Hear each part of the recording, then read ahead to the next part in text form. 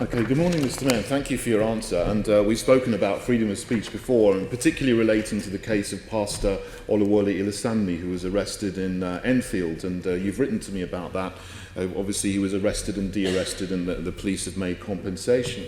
But that was a high-profile case. But there's been another high-profile case in November at Speaker's Corner, and you may be aware of the case of Roland Parsons, another Christian street preacher who has been attending Speaker's Corner for about 20 years, peacefully saying what he has to say and putting up a sign to back up what he wants to say. And on the 10th of November, the police asked him to take down a sign which said the blood of Christ. He'd had that sign up for many, many years, but suddenly, after 20 years, the police targeted him, asked for his name and address, and asked him to remove that sign.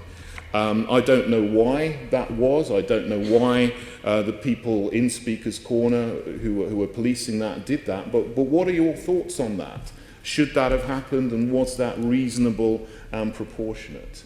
Well, Chair, I'm not aware of the full details of that case. What I can do is look into it and write to the Assembly member in relation to what I can ascertain from the Mayor's Office for Policing and Crime and the MPS. I've been quite clear in my answer. I think Article 10 in the Human Rights Act is quite clear in relation to freedom of expression, freedom of speech. There is obviously nuances involved in relation to the job of the police to make sure nobody's breaking the law. I don't know about the individual circumstances of the case, and so I look into the case and write to the Assembly member. I'm quite clear. One of the joys of living in a democracy is freedom of speech, having that debate, that discussion, sometimes heated, hopefully always courteous, and I think that's quite important in a democracy, and we should cherish that.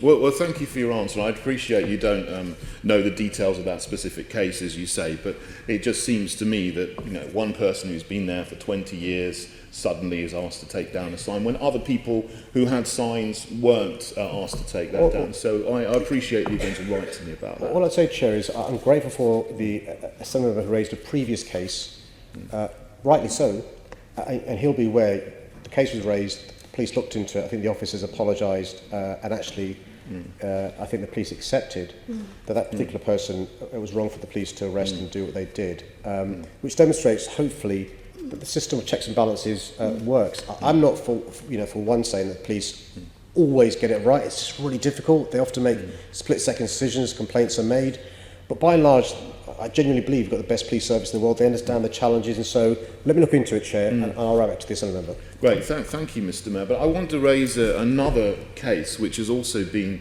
quite high profile and has received a lot of media attention, and that's the case of Christian Hacking, who was another Christian. He prayed, engaged in prayer outside the abortion clinic in Ealing, where there is the so-called buffer zone, a public space protection order, which you supported 100% to the setting up of this buffer zone. But when it was written, it went well beyond sort of banning people speaking to actually banning and criminalising prayer.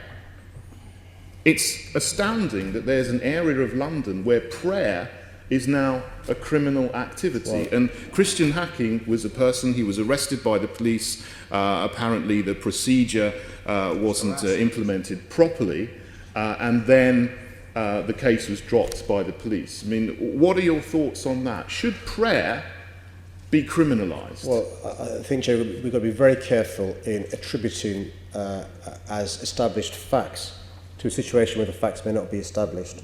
What I'm clear about is often vulnerable women who, in my view, should have the right to choose what happens to their body, are being harassed by individuals and groups across our city.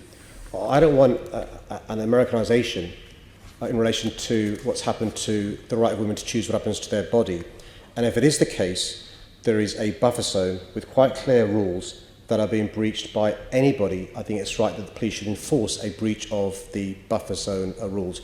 I don't know about the facts of the case, and as somebody who himself prays, I'd find it objectionable if somebody else was not allowed to pray or is criminalised. That's not saying anything about the facts of that case, which I just don't know about, but I think we've got to be quite clear. There was a very good reason and a very sensible reason why the council supported those women and others in relation to this buffer zone. And you're right, I fully support this buffer zone outside this clinic.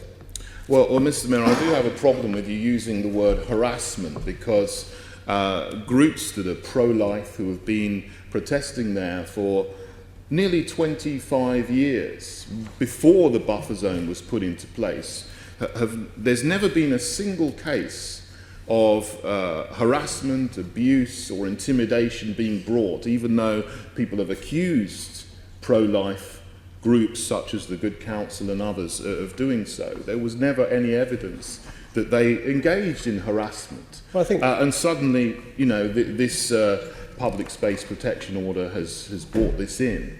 And now I feel that it's a very, very draconian erosion of freedom of speech that is taking place in Ealing and other places. Look, Chair, one of the joys of our democracy is we're entitled to disagree.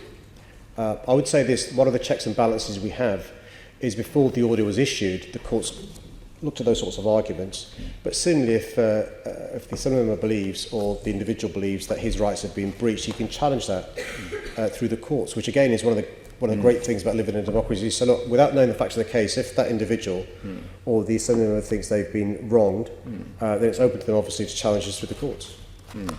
Well, I would appreciate if you could look into that case, because I mean, the arrest was actually wrongful. I mean, he was not given a caution before he was arrested, as far as I can see by looking into the facts of the case. So if you would look into that and ensure that police follow proper procedures. Chair, why don't I agree to look in both those cases raised by the Assembly member? But if there's any more facts, feel free to just email my office and I'll be happy to look into those. Okay, thank you, Mr. Mayor.